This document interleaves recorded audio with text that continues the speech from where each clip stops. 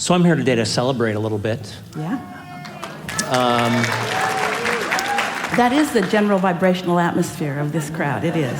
This month marks the 20th year since I've been going to workshops, and it's been an amazing ride. The other thing that I'm here to celebrate is my daughter, who was 6 weeks old at the time that I went to my first workshop, is here with me today. So I'm really happy about that. My question is unrelated. Not really. That's quite a bag of marbles. Okay. If Esther made a choice, could she use the energy that is Abraham to heal people? Heal them of their physical ailments and... Esther and everyone else could. This is why. Because as Esther aligns her bag of marbles with ours, then for that time of alignment, she is us. She and our point of attraction are one and the same. So as she holds someone as her object of attention and knows their wellness, she has had an experience herself with this where on this last cruise, we're going to make this a very short story, but it will answer your question. They were in Rome for 2 or 3 days before getting on the ship to go to the Greek islands. And she showered. She knew the floor was slippery. She could see it. It was shining.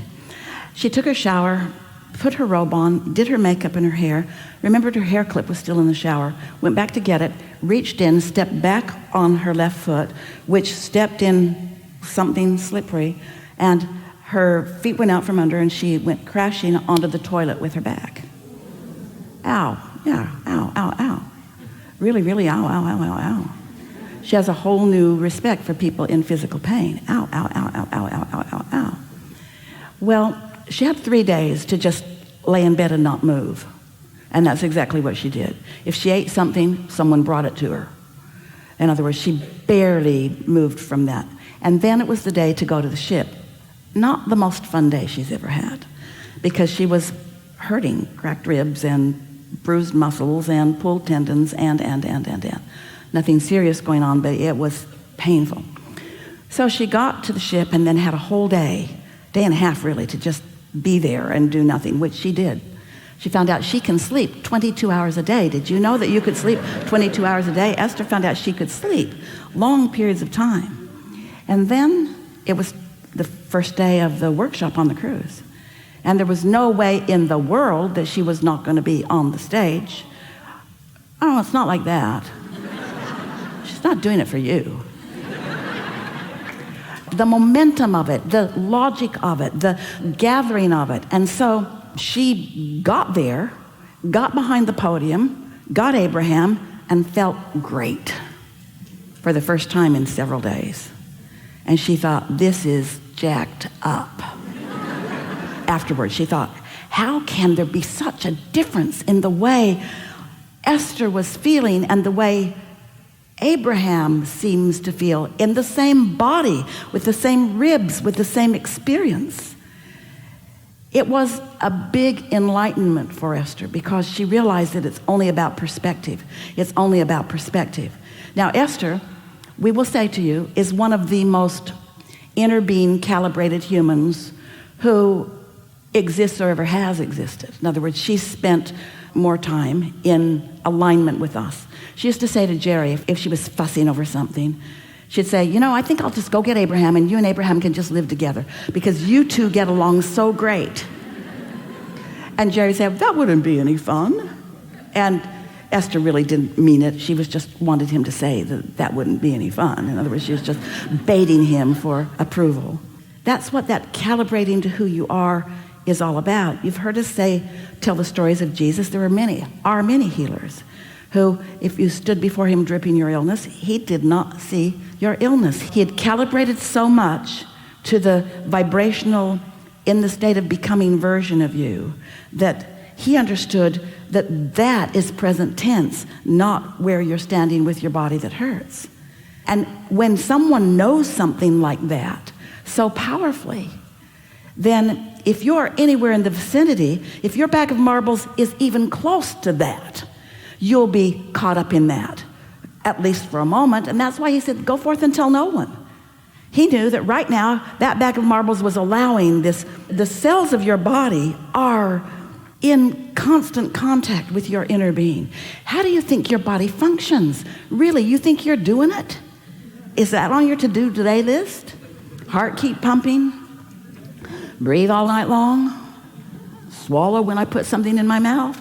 These things aren't happening because they're on your conscious to-do list.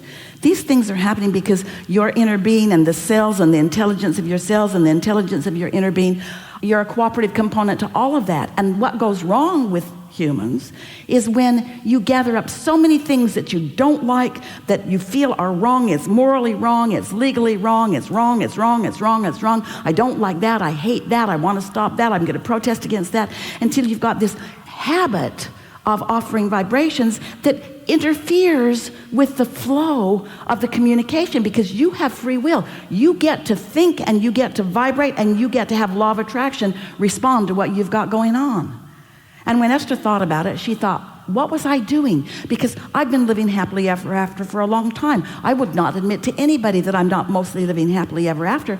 That cruise was a little bit tricky because the 2 or 3 days before, she got an announcement from her airline that there was a countrywide strike in the country of Italy, and that there was going to be a pre-planned cease to everything happening with the air traffic controllers and baggage handlers on the day that Esther's flight was supposed to arrive in Italy. And Esther thought, oh, all these hundreds of people that are coming to play with us, what have I gotten them into? She was trying to be the stage manager. She was trying to be the travel agent. She was trying to be the keeper of all of their being. She felt responsible for calling them into 106-degree weather in Italy and in Greece. She was taking all of this way more personally than she has any business taking anything. Because everybody that comes because they want to be here, because there's some version of their desire that is being satisfied too, you see. And so Esther said to herself, after moving through this, she's mostly feeling great most of the time now. She said to herself, my takeaway from this is that I had to put myself in a position where I had no choice other than just lie there before I would do only the things that I really wanted to do.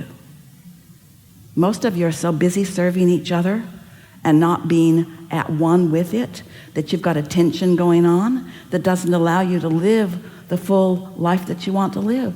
It takes really a lot of life to help you make a decision that's strong enough, you see.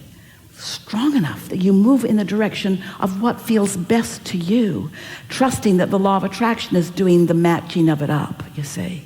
It's what humans call faith in God. It's what humans call faith, period. It's what we call with going with the flow. It's what we call living in a universe where there is a gravitational field and where there is a field of attraction. This field of attraction, this field of law of attraction was what Einstein was looking for, this unifying field that affected everything. Every single thing is affected by this because everything that is likened to itself is drawn. Once you get the hang of this, and once you make the connection between how you feel with what you're thinking about and how you feel with what you're thinking about and how it's turning out, that's how you understand what your point of attraction is. And isn't that what a creator wants to do? Isn't that what the sculptor is doing? How I feel and how it turns out, isn't that what they're going for? As they're painting, isn't it how it turns out important to them? The process is too, but aren't they tied together? They are inextricably tied together, you see.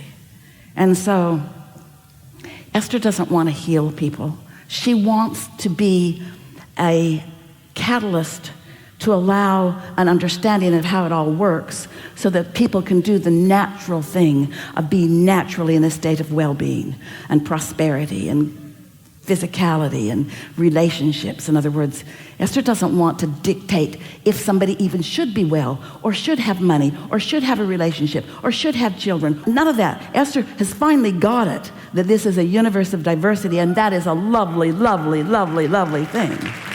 She just wants to be a helper in helping people calibrate to their own power. And that's really what healing is, isn't it? Yeah. Yeah. This is a really good time for a segment of refreshment. So let's just take a little bit of time and talk about worldwide societies today. Feel the bigness of the attention on all of you, not in a responsibility way, but in a, oh boy, are you respected and known and honored and adored and included. Talk about an access to infinite intelligence. If you can just get a piece of that. So anything that you have an interest in, pick someone. If you want to play a fun game to support what we've been talking about just now, pick someone who you revere, who is no longer physically focused, and just focus for a little bit and watch what happens next. Watch how many references to that show up. Watch how much influence this non-physical energy has to inspire you to the timing of rendezvousing with things about that, and show yourself that there is no separation between physical and non-physical. And as a teacher to the core of your being, there is nothing more important for you to know than that. Because if you are not willing to talk about the non-physical part of everyone who exists, you have no way to give them their guidance system. Without their guidance system, then they are reliant upon others who just don't know. But their inner being knows, and it doesn't take much to tap into that. And when that tapping in happens, no matter how much of it or how little of it or to what degree, clarity is about that, and love is about that, and vitality is about that, and prosperity is about that, and all things wanted are about that, to the degree that you allow that to flow, because you are so much more. You are so much more. Your capacity is so much greater than you have been knowing, you see.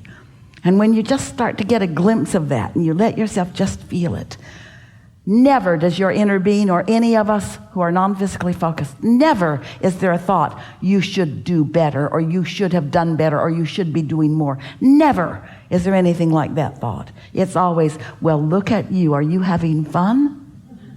How's it going for you? Know that you've been talking about that. There's some over there. Can you see it? There's some over there. Can you see it? There's some over there. Can you see it? And never impatient if you don't look. Never impatience if you don't see it. Just always shining the light on what is known to be your desires, knowing that in time you'll find vibrational alignment with it. Most people have to croak to find that vibrational alignment. Well, I don't want to have to croak to find it. So how do I remove We that don't think that you blockage should have to so croak that I to find it. can Yeah. move further in my softness? I'm tired of pushing against. I'm tired of. You're tired of it because it doesn't work, and that's translating to you as when you're tired of something, that means you are going about it in the wrong way.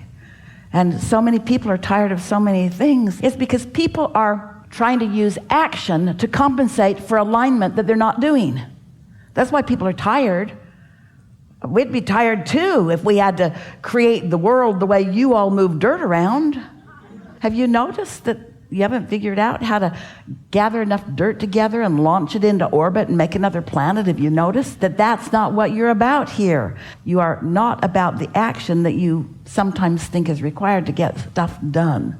But oh boy, when you're tuned in, tapped in, turned on, and inspired to an action, it is delicious. It's so delicious when your action goes with the flow of who you are. And you do that all the time. I've experienced that a whole lot. It's just. We know you got your lately. heart broken, but it's not forever. In fact, it's not even now. In fact, there isn't anything that we said that you didn't take in. In fact, there's not anything we said that wasn't being offered to you directly from your partner. All directly, just for you. Just for you. All of it.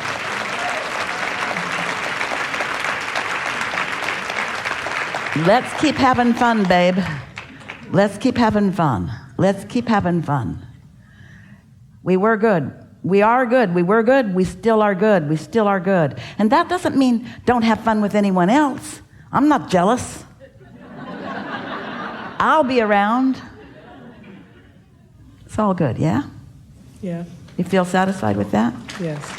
Big topic.